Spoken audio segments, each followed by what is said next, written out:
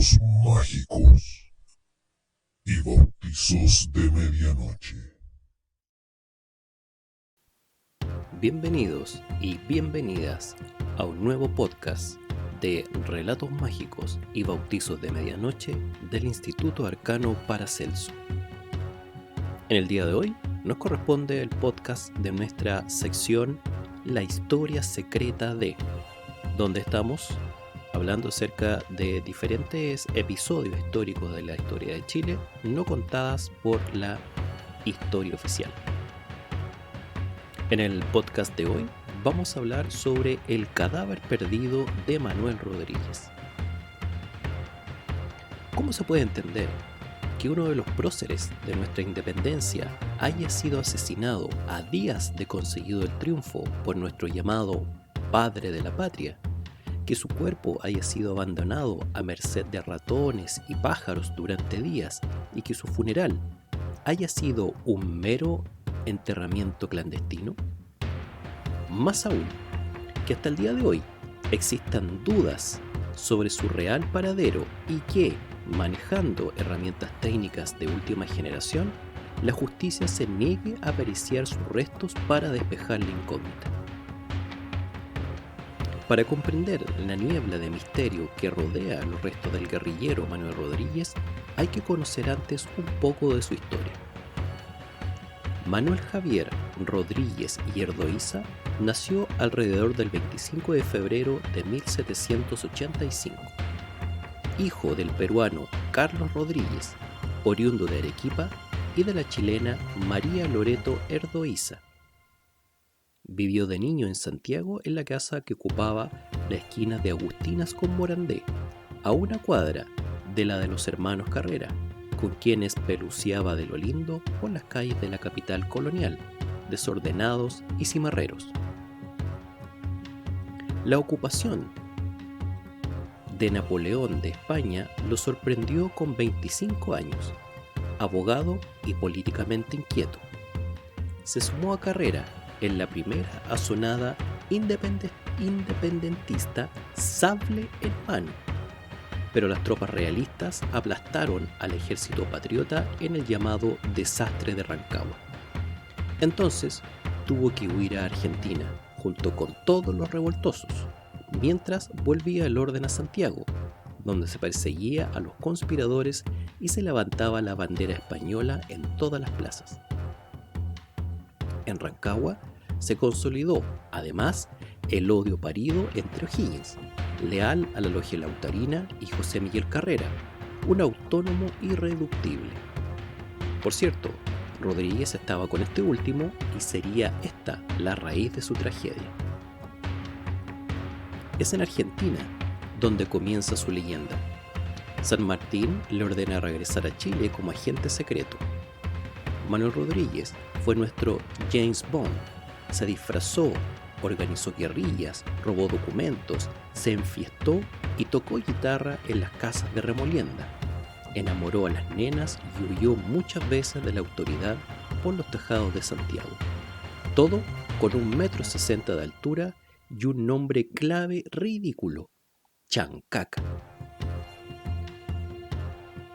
Su cabeza llegó a valer de 10 a 15 millones de pesos de hoy. Se organizaron batidas profundas en la zona de Colchagua, donde centraba sus operaciones clandestinas.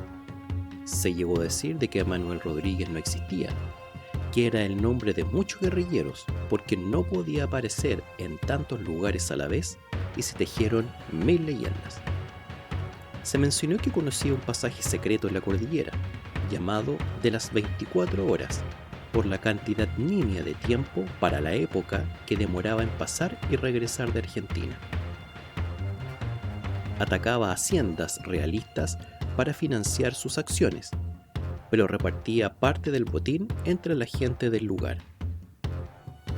Manuel Rodríguez llenaba todos los requisitos para transformarse en un mito.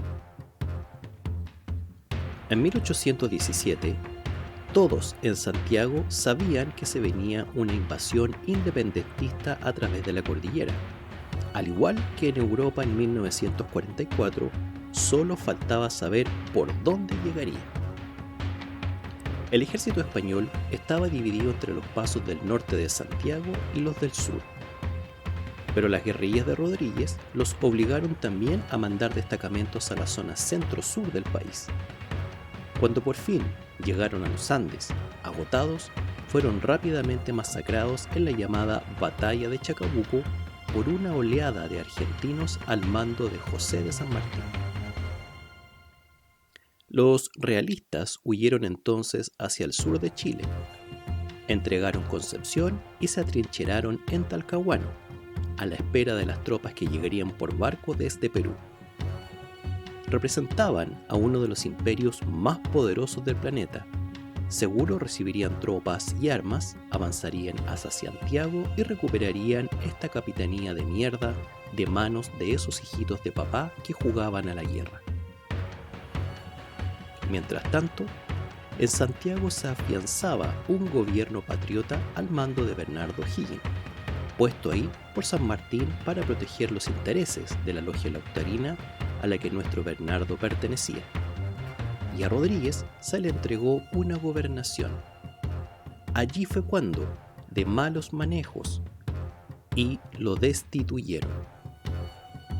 Pero San Martín lo nombró en un alto cargo militar, una decisión extraña, considerando que Manuel era pro carrera, técnicamente un enemigo de O'Higgins. De hecho, nuestro padre de la patria intentó por todos los medios sacar a Manuel Rodríguez del paisaje, desde mandarlo como diplomático a Estados Unidos o a la India. Cualquier cosa con tal de tener lejos a esta espina carrerista atravesada en la garganta. Las tropas chilenas finalmente llegaron desde Perú a Talcahuano y emprendieron el viaje a Santiago arrasando todo a su paso.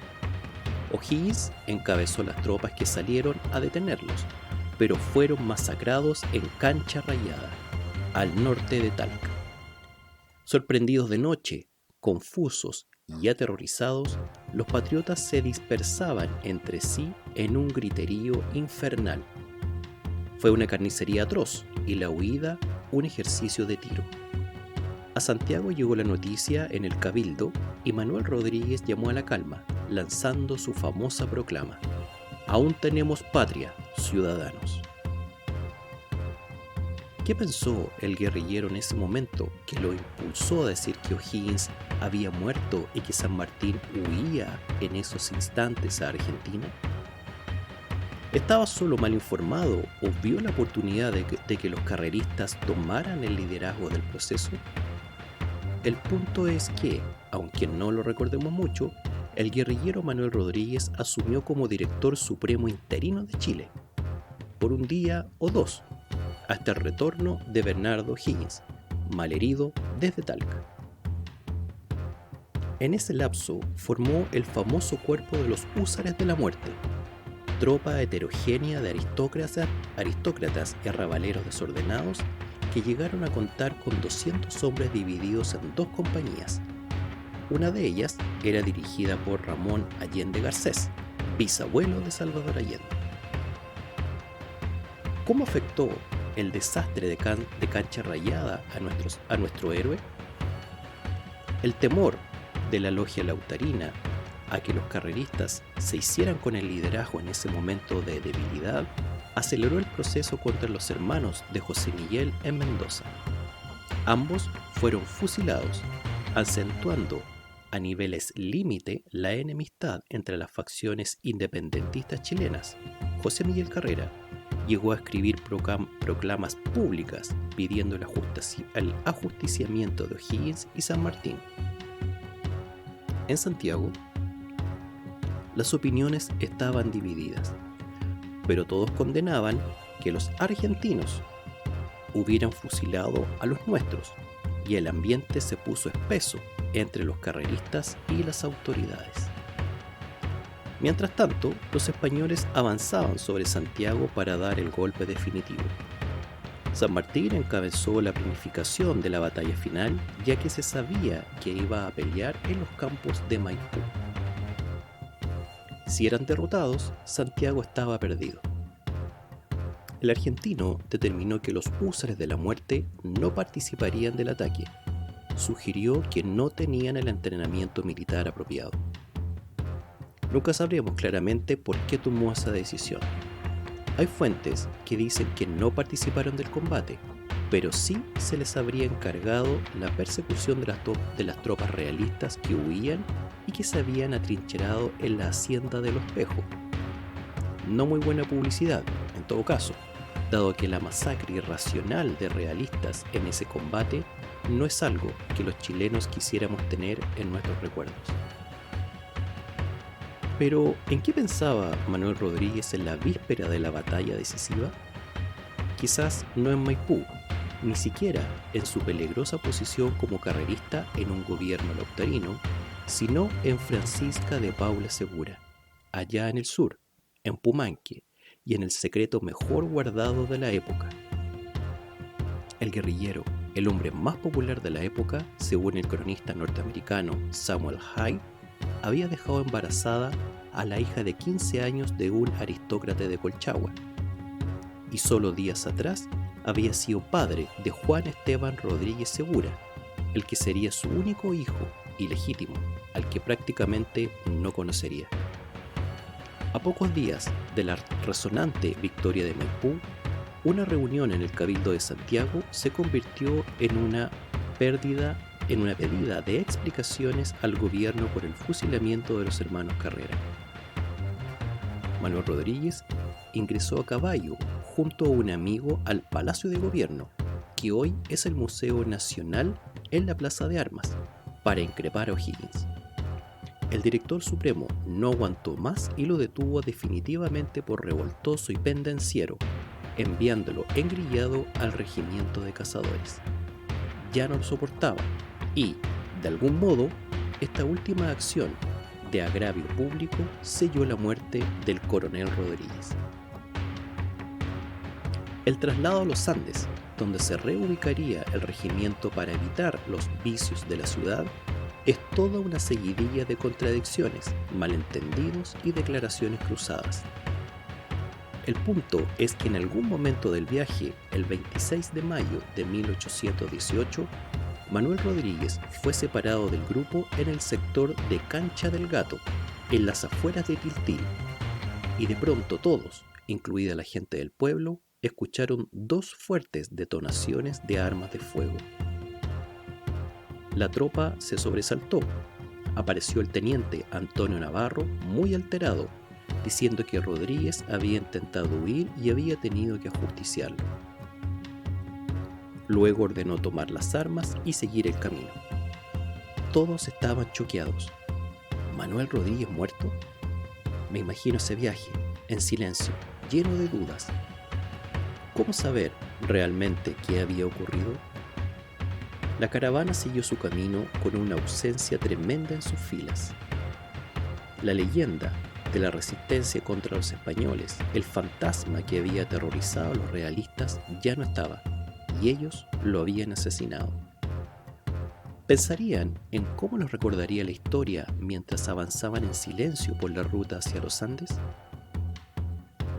Manuel Rodríguez, el guerrillero, el más querido, estaba botado en un agujero cubierto de hojas bajo un maitén. El prócer sufriría el destino de los héroes, aquellos inflamados por el ardor de la batalla, los que levantan multitudes y reúnen a grupos de seguidores capaces de morir por él, pero se vuelven inútiles cuando llega la carga.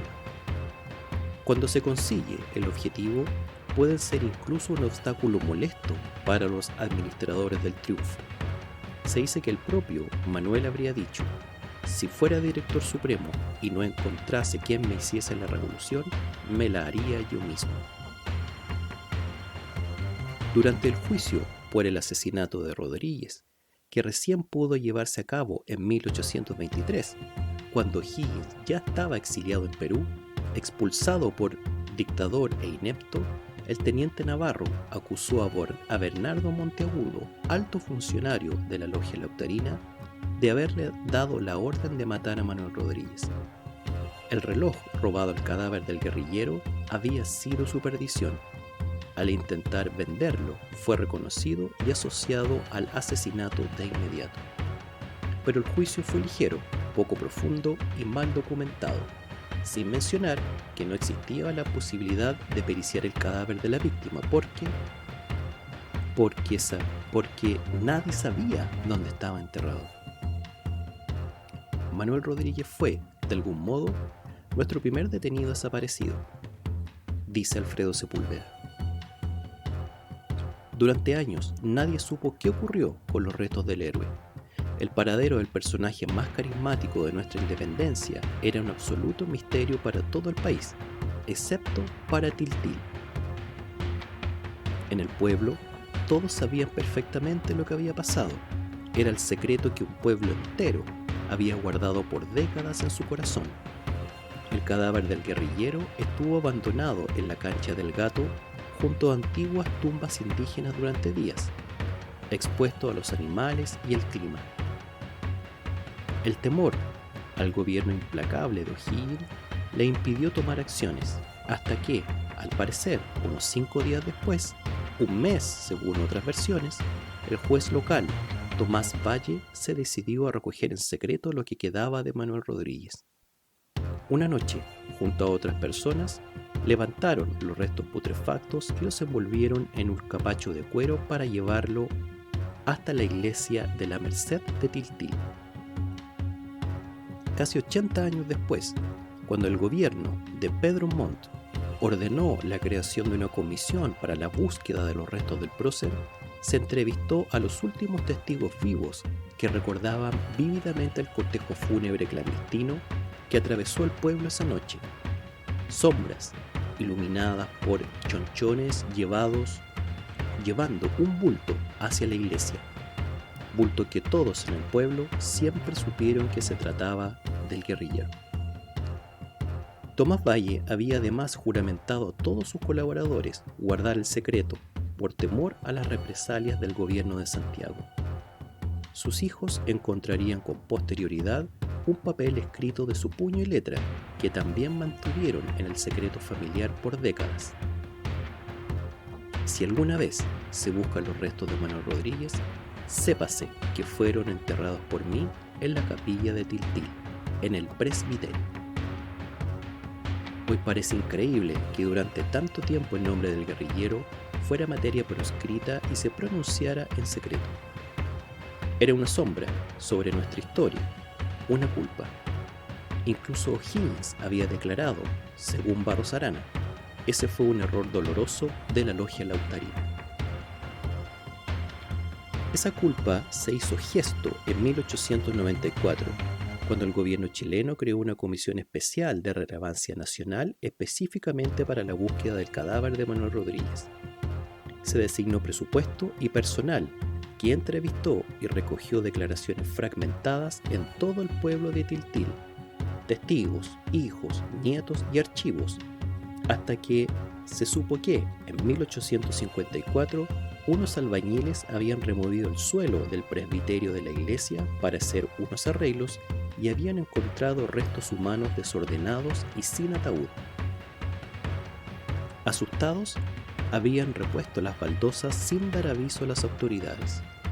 Pronto se supo de la acción de Tomás Ovalle y de la ubicación exacta de los huesos, entregada por el nieto de este en la forma de un acertijo digno de Dan Brown. Los restos están bajo la baldosa iluminada por la luz del sol del mediodía en verano. Finalmente, el 10 de junio de 1894, el suelo del presbiterio fue abierto y los restos indicados fueron recogidos con respeto y puestos en un ataúd lacrado. Con gran ceremonia, se les llevó a Santiago, recibieron honores militares, el cariño de la gente y fueron enterrados en el patio Arriarán del Cementerio General, donde residen hasta hoy bajo un monumento que en las fechas apropiadas convoca ceremonias y homenajes. Por fin, luego de casi 80 años, los restos de Manuel Rodríguez eran encontrados. ¿Final feliz? No tanto. La verdad es que la comisión de la época, formada por un grupo de expertos encabezado nada menos que por Diego Barros Arana, declaró que las pruebas de identificación eran completamente insuficientes. La ropa que según todos los testigos llevaba Manuel Rodríguez cuando era llevado a los Andes no coincidía con lo que encontraron junto a esos huesos. Los despojos de casaca militar hallada bajo el presbiterio no eran el poncho y la camisa blanca que el detenido llevaba ese día. Además, los restos parecían pertenecer a un hombre de una contextura y mucha más edad que la de Manuel al morir. Nuestro héroe contaba con apenas 33 años al momento de su asesinato y los huesos parecían los de alguien al menos 10 años mayor. Se suman a esta bruma de dudas las investigaciones que se hicieron en 2010 en la destruida iglesia de la Virgen del Rosario de Pumanque, donde se supone que está la tumba de Francisca de Paula Segura, muerta a los 92 años y autoindicada como viuda de Manuel Rodríguez en los documentos de identidad que se han recuperado. Instrumental Técnico ha detectado algo increíble. Otro cuerpo se encuentra junto al de ella. Los lugareños creen que se trata de los restos de Manuel, trasladado por sus seguidores clandestinamente hasta el lugar para ser enterrado al lado de su mujer. Los restos en el cementerio general son los de otra persona, dicen. Los mitos y la leyenda se multiplican. Por supuesto que nadie vio realmente morir al guerrillero porque se habría coludido con sus captores, simulando el asesinato y huido a Argentina, donde vivió y murió mucho tiempo después, como Gardel, Jim Morrison o Elvis. Hace unos años, el autor de este libro escuchó la leyenda urbana que dice que la PDI sabría que el esqueleto que está en el cementerio general corresponde al de una mujer y que prefiere guardar silencio para no desatar especulaciones insólitas. La verdad es que Manuel Rodríguez dejó al menos un gran secreto. Su único descendiente, don Juan Esteban Rodríguez Segura, que al crecer se convirtió en diputado y senador por Talca durante muchos años. Don Juan nunca fue explícito sobre esta ascendencia gloriosa por el pudor que producía cargar en esos años el mote de hijo ilegítimo. En 2 matrimonios, don Juan dejó a 14 hijos que perpetuaron la sangre del guerrillero, entre ellos a quien llegó a ser presidente de Chile, don Juan Esteban Montero Rodríguez, y también el empresario Juan Esteban Rodríguez, 6ª generación, que para zanjar de una vez por todas las dudas en torno a la muerte e identidad de Manuel Rodríguez, solicitó a la justicia chilena el año 2007 la exhumación de los restos desde el cementerio general y su peritaje por parte de los laboratorios de investigaciones. La respuesta: negativa.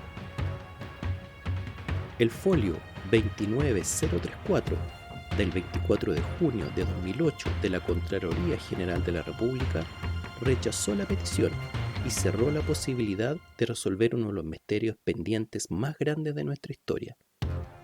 ¿Quién está enterrado en la tumba de Manuel Rodríguez? Hoy nadie puede estar seguro de que el personaje más carismático, misterioso y legendario de nuestra independencia esté efectivamente bajo el monumento sobre el que se le rinden honores.